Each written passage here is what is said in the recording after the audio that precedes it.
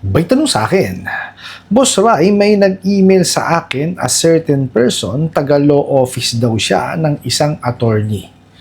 Naka-receive daw sila ng formal complaint from one of their client regarding my outstanding obligation. And they are instructed to initiate legal remedies. Hindi naman nila sinabi anong ola at magkano ang loan ko. Tanong ko po, totoo ba ito? Palagay ko, agent lang ito. Orit, napakagandang mensahe po nito. Pero bago ho natin sasagutin, imbitahan ko muna sana kayo na pakisuportahan po sana ng aking mga social media accounts sa YouTube, Facebook, and TikTok. Sa video natin, alamin po natin kung may katotohanan po ba yung pinadalang email sa inyo of a certain law office. Pero bago ho yan, disclaimer po muna, hindi po ako abogado. Ako po'y maniningil. Lahat po na sinasabi natin sa ating mga video is based on my experience at syempre po sa ating po pagsaliksik at pagtatanong sa mga kaibigan po nating abogado. At isa pa po, hindi ko po kinukonsente ang hindi pagbabayad ng utang dahil ang utang ay responsibilidad at obligasyon na dapat po natin bayaran. Ang hindi po ako pabor ay doon sa maling pamamaraan ng pautang at maling pamamaraan ng paniningil. Sagutin po natin yung pinadala yung mensahe. So, sabi nyo nga is, may nag-email po sa inyo na from a certain person na taga law office at naka-receive daw sila ng formal complaint from their client regarding daw sa outstanding obligation ninyo, and ang instruction po is to initiate legal remedies. Hindi naman daw nila sinabi yung pangalan ng OLA at kung magkano yung loan. So, ang tanong nyo po, totoo ba ito? At ang palagay nyo po is agent lang. Well, ako, ang palagay ko din, ahente lang din yan. Kasi, unang-una po, hindi na kayo para pa-email nung law office para sabihin na mag-aano sila, mag-i-initiate sila ng tawag dito, ng complaint. Legal complaint sa korte. Hindi ho. Tsaka ito lamang po bago kasi sila makapag-proceed sa sinasabi nilang legal complaint, dapat po nag-exhaust muna nila lahat ng pamamaraan ng paniningil. Yung tamang pamamaraan po tandaan po natin, meron po tayong Prohibition on Unfair Debt Collection Practices ng SEC. So, lahat po ng bawal, inilagay po doon. Ano ba yung halimbawang bawal? Bawal ho tumawag ng alanganing oras o inconvenienteng oras, kagaya po ng bago mag alas 6 ng umaga or lagpas ng alas 10 ng gabi. Not unless nire-request yun nung kliyente. Tapos, bawal din magpanggap. Bawal magmura. Bawal yung magsinungaling. Mga ganyan, Yan yung mga inilista ng SEC. Pero yun yung pinag-isipang maigi ng SEC. Tapos hindi sinusunod itong mga bugok na to. Okay? Tapos, ito pa. Okay?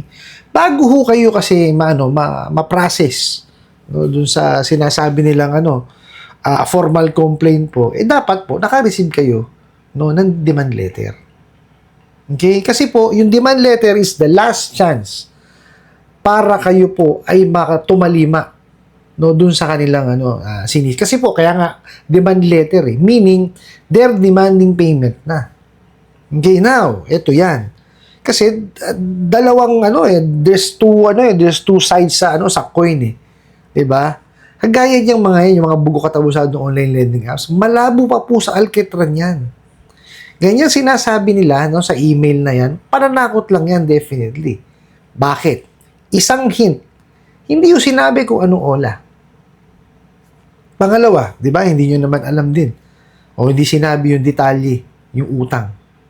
Di ba? So, anong purpose nila? Di ba, takutin lang tayo. Tinatakot lamang kayo niyan. Di ba? Kasi syempre, pagkaraniwan sa ordinaryong tao, lalo na yung hindi sanay sa utang. Pag sinabi mo, didemanda, may formal complaint, may subpoena, may warrant, o kung ano-ano pang mga panakot na legal, nako po, talagang diba, madidiskaril yung yung isip. Kasi hindi naman dapat kasi sinasabi na yun. Kasi karapatan naman talaga, nung nagpautang, na siya ay gumawa ng hakbang. Kahit anong legal na hakbang po, pwede niyang gawin yan. Okay? Kunin niyo yung sinabi ko, legal na pamamaraan po ng paniningil. Oh. Hindi kagaya ho niyan. Talagang sila dadaanin sa takutan. O sino magbabayad sa kanila pagka ganyan? 'Di ba? Tsaka unang-una hong ang nagiging problema nila diyan, yung maling pamamaraan po nila ng pagpapautang.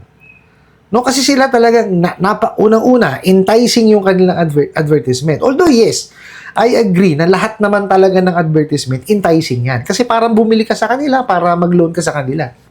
Okay? Mag-advertise ka ba ng hindi mo ay inganyuhin yung tao, 'di ba? Yun ang purpose nun. Kaya lang may panluloko at panlilin lang. Napakarami ho sa social media ngayon 'yan. Sasabihin SEC registered, hindi naman pala. 'Di ba? Sasabihin ito yung interest rate, hindi naman pala. Okay? Actually may napanood ako niyan sa aking YouTube channel, nag-advertise tinignan ko yung kanilang apps. Ang sabi ho dun sa regulated sila ng SEC, tapos nasunod sila sa sa interest rate. Pero nung binasa ko dun sa details, dun sa apps, hindi ho sila nasunod. Ang layo nung sinabi dun sa nakasulat eh. So, ibig sabihin, panloloko na kagad yun. Diba? Kasi ganito, ang sabi niya kasi is, sumusunod siya sa 15% pa po nun. Okay? 15%. Pero nung tinignan ko dun sa sa kanilang apps, ang nakalagay po, 10% lang. Ano ba talaga? 15 or 10? Tapos ang sabi, up to 50,000. Pero nakalagay dun sa apps, 25 lang. Diba? So, kagad? Tawag dito, panloloko na kagad yan, at saka panlilin lang. Iba yung ina-advertise mo dun sa talagang nakalagay dun sa apps. Kaya ako lagi ko sinasabi sa inyo, i-check nyo po muna. Kasi ito sasabihin ko sa inyo, ang nangyayari po kasi sa ating mga kababayan, kalimitan, ang gagawin, mangungutang muna bago i-check. Baliktad po, wag niyo muna kayo mangungutang. I-check niyo po muna bago kayo mangutang. Ano ho ba dapat i-check? I-check niyo yung legitimacy nung lending. Incorporated ba 'yan? May certificate of authority ba 'yan? Kasama ba sa recorded online lending platform yan? Kung yan, OLA.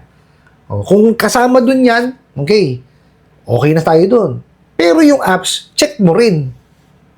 Baka mamaya kasi dun sa apps, may mga rating, may mga comments na hindi maganda. Sasabihin na, ay naku, ang laki, bigla na lalaki interest niyan. Approve niya, 7 days lang. Tumatawag yan ng naniningil 1 day before the due date. Diba? Kasi wala naman ng problema tumawag, mag-follow up, or mag-remind. Pero yung maningil, mali yun. Kaya nga meron tayong due date eh. Diba? Para saan pa yung due date kung di mo susundin? Tsaka yung mga yan, hindi marunong magbilang. Yung date of disbursement kasama sa bilang nila. Kaya sasabihin nila, ika 7 days na, pero 1 day prior the due date pa lang. Diba? Mga bugok talaga eh. Doon po sa nagpadala ng katanungan na to. Well, definitely para sa akin po, pananakot po. Kasi, unang-una, wala naman nung sinabing pangalan ng OLA. Hindi man lang sinabi yung detalye ng utang ninyo. Hindi nyo alam kung magkano. Di po ba? Tsaka, sinasabi pa, di ba, na may certain person na tumawag sa inyo or nag-message sa inyo, law office. Hindi ko kayo may message ng law office. Okay, hindi ho mag-aaksaya ng panahon para i-email kayo ng law office para lamang pong sabihin na meron hong sa kanila na mag-file ng formal complaint. Hindi po. Ang yan, kasi ganito lang yan sa lending bibigyan ng listahan yan. Ito number of days of past due nito. Ayan. Padala mo demand letter.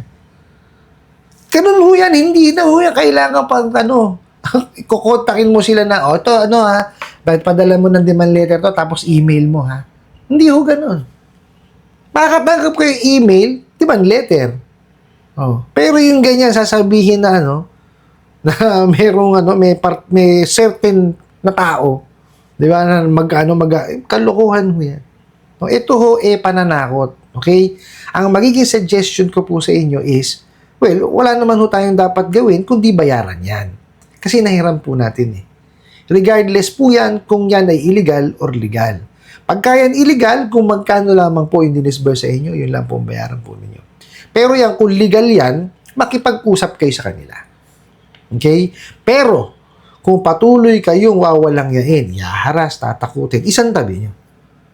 Okay? Kasi mas intindihin nyo po yung inyong pag-iisip. Kasi mahirap na baka mamaya mapasok po tayo sa anxiety at saka depression. Yun ho yung iniiwasan natin. No? Isa ho yan sa aking dahilan.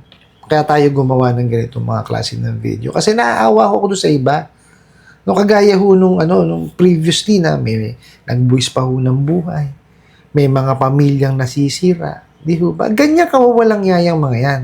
No, kaya ho ako lagi kong payo, di ba? Kung talagang hindi naman kailangan, nagdaan lang sa feeds mo, huwag nyo nang hiraman.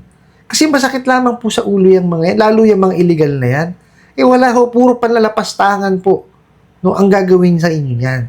Okay, ako, ulitin ko, ang suggestion ko, kagaya po na sinabi ko kanina, well, wala naman ho tayong magagawa, nahiram po natin yan, kailangan ho natin bayaran. Pero, ang intindihin ho muna natin, syempre, yung ating livelihood. Meron tayong trabaho, meron tayong negosyo, pagtuunan ho natin ng pansin. Kasi, yun ang kauna-unahang pamamaraan para po tayo makaahon dyan sa mga bugok na yan. Kasi kung tayo maghahanap buhay ng maayos, maipoprovide po natin yung pangangailangan po ng ating mga mahal sa buhay. Isa yon. At syempre, pangalawa, makakapagtabi tayo kahit papano para mabayaran natin yung nahiram po natin dyan sa mga bugok at abusadong online lending apps na yan. Ano po? I hope nasagot ko po itong katanungan na to at sana po yung makatulong. Maraming salamat po sa inyong walang sawang pagsuporta at panonood sa aking mga video. Maraming salamat po sa inyong pag-like, pag-share, pag-comment at pagtatanong. And kunin ko na rin po itong opportunity na to na imbitahan po sana kayo na pakisuportahan po sana ang aking mga social media accounts sa YouTube, Facebook, and TikTok. Hanggang sa muli po. Yun lang.